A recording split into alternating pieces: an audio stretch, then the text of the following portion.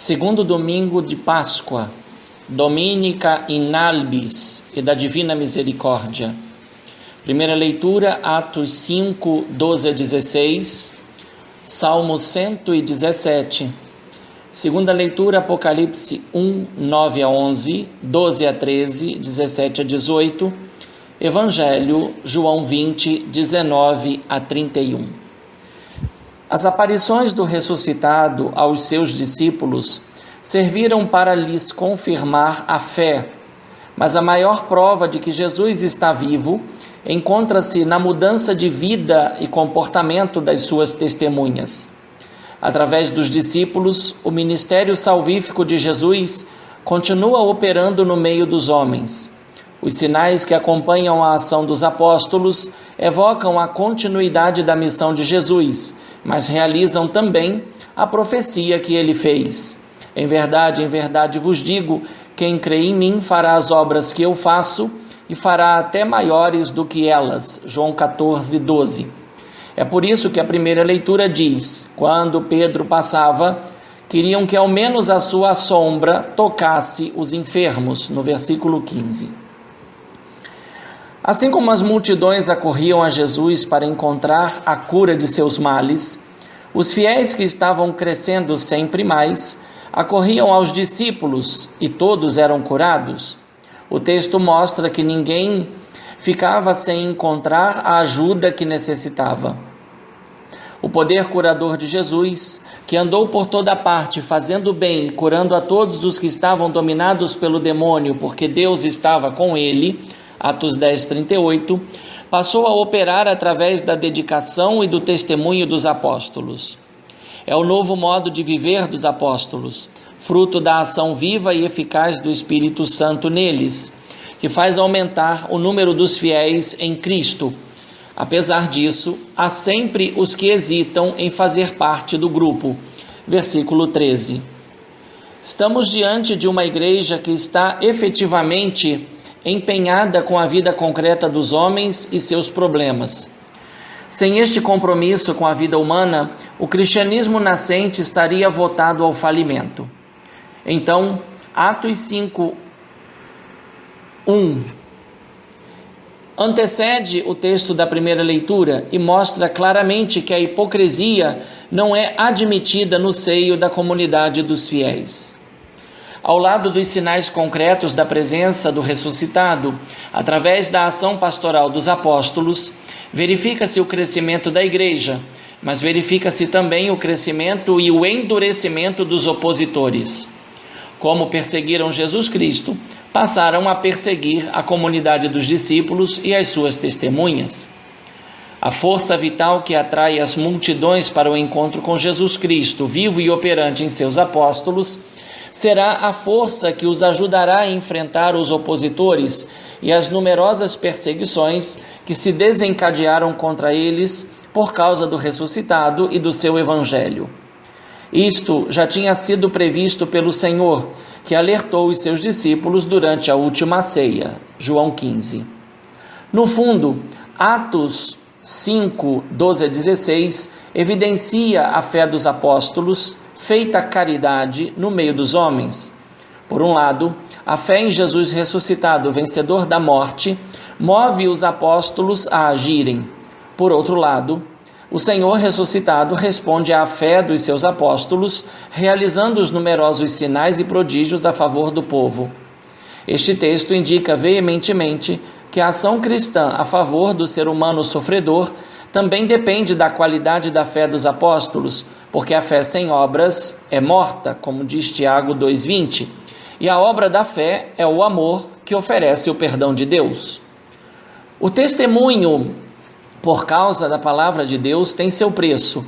Este nem sempre tem um reconhecimento favorável por parte dos homens, como na primeira leitura. Na maioria das vezes, o preço é a exclusão da sociedade e a morte, é o que afirma a segunda leitura. A inicial prosperidade e a expansão numérica da igreja trouxeram consequências, dentre elas a principal, a inveja dos malvados. E não podia ser diferente, pois Jesus tinha afirmado também isso na última ceia: se o mundo vos odeia, sabei que primeiro me odiou a mim. João 15, 18. Pátimos era famosa no século I por ser uma ilha de reclusão e deportação de prisioneiros submetidos a trabalhos forçados nas mineiras e pedreiras. Uma experiência mística que combina elementos litúrgicos com visões acontece para o vidente de Pátimos, que vê um filho do homem trajando vestes sacerdotais no dia do Senhor. A identidade deste filho do homem é revelada pelo vidente. É revelada ao vidente. Eu sou o primeiro e o último, aquele que vive. Estive morto, mas agora estou vivo para sempre. Eu tenho a chave da morte e da região dos mortos.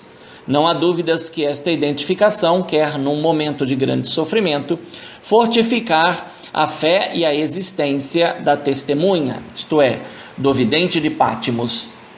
O dia do Senhor não me parece somente um contraste com o sábado, dia santificado dos judeus, mas um contraste com o próprio domingo, dia santificado à oblação de incenso a ser prestado ao imperador Domiciano, de 81 a 96 d.C., que impôs novamente o culto à sua pessoa na Ásia Menor, intitulando-se Dominus et Deus Noster.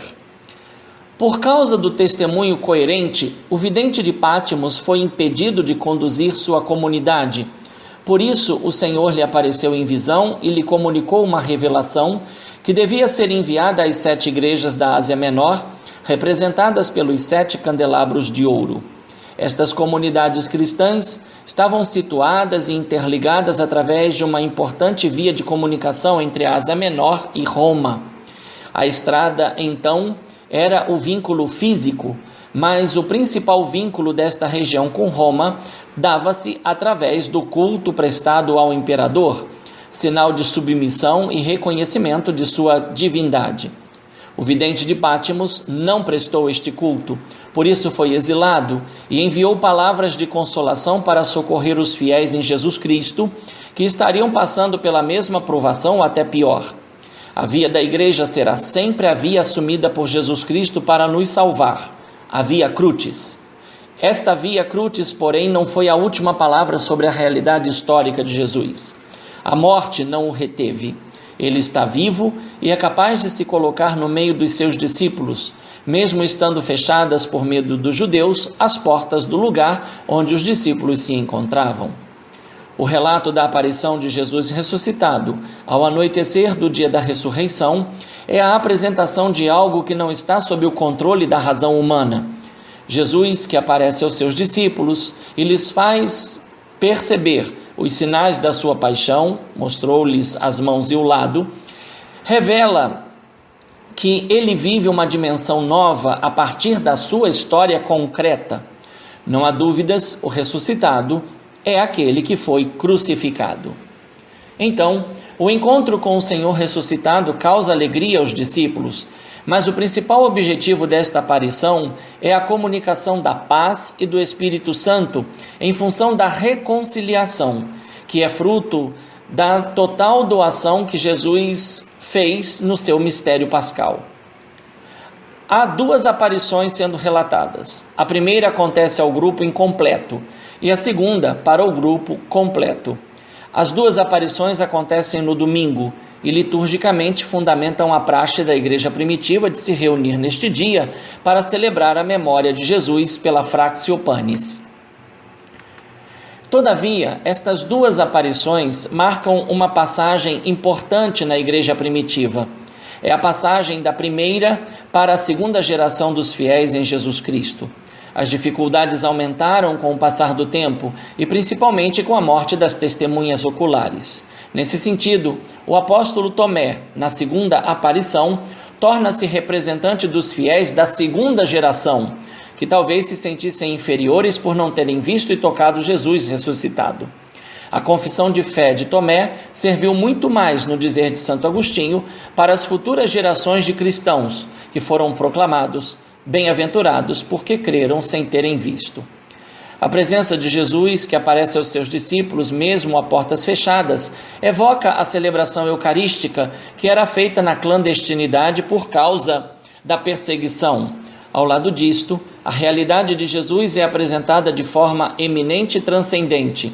Entre os irmãos em Cristo, a paz e o perdão se tornaram a maior expressão da sua presença real, concreta e operante no meio deles. A paz e o perdão são as formas concretas de se viver o mandamento do amor. Nisto reconhecerão todos que sois meus discípulos, se tiverdes amor uns pelos outros. João 13:35. Esta unidade interna no seio da comunidade dos apóstolos aparece ferida e violada no confronto com a atitude da incredulidade professada por Tomé, e só poderá ser restaurada pela forma vivificante da presença eucarística do Senhor ressuscitado. Põe o teu dedo aqui e olha as minhas mãos. Estende a tua mão e coloca no meu lado, e não sejas incrédulo, mas fiel. A manifestação da misericórdia do Senhor para com um membro do grupo apostólico incrédulo é a perfeita concretização da paz e do dom do Espírito comunicado por Jesus aos apóstolos, em vista do perdão e da reconciliação do gênero humano. Percebe-se que o texto entende enfatizar que o perdão e a reconciliação atingirão o mundo se já começaram a se concretizar no interior da comunidade cristã. Os apóstolos, aprendendo a se perdoar mutuamente no momento em que Jesus aparece e ele mesmo perdoa o incrédulo, se tornam então testemunhas deste perdão para toda a humanidade. Diante dessas leituras, nota-se a força atrativa que a Igreja Apostólica teve sobre os homens. O texto é claro: as pessoas vinham até os apóstolos porque estavam enfermas e não eram rejeitadas, mas curadas de suas desgraças e doenças. Em outras palavras, eram acolhidas pelos que se tornaram as testemunhas qualificadas do ressuscitado. O testemunho não era feito somente pelo anúncio, mas principalmente pela caridade, ação concreta que opera a salvação do ser humano ferido pelo pecado e pela indiferença de quem não o consegue enxergar como um irmão em Jesus Cristo. Se a igreja nos nossos dias ainda possui uma força atrativa e positiva no meio dos homens, deve-se ao seu fundador e às contínuas misericórdias do Senhor manifestadas na vida dos seus ministros e através deles para todo o povo de Deus. A caridade em ação na igreja é a prova mais eficaz da presença viva e perene do ressuscitado. Jesus é a força de atração da igreja e não nossas pretensões, por mais que estejam revestidas de bondade. A ação de Jesus, Redentor do homem e do mundo, é que deve ser visível nas nossas ações, mostrando a verdadeira face da Igreja Católica, o seu fundador, que está vivo e operando através de nós, pela força do Espírito Santo, para a maior honra e glória de Deus Pai. Diante de todas as crises internas e externas que abalaram e ainda abalam a Igreja, a presença de Jesus ressuscitado com a força do seu Espírito Santo é a realidade capaz de continuar inspirando os cristãos a agirem com fé, esperança e caridade. São as virtudes teologais, que juntas tornam a mensagem do Evangelho clara e compreensível na vida de cada cristão e para todos os homens. Um bom segundo domingo da Páscoa. Um fraterno abraço. Padre Leonardo Agostini.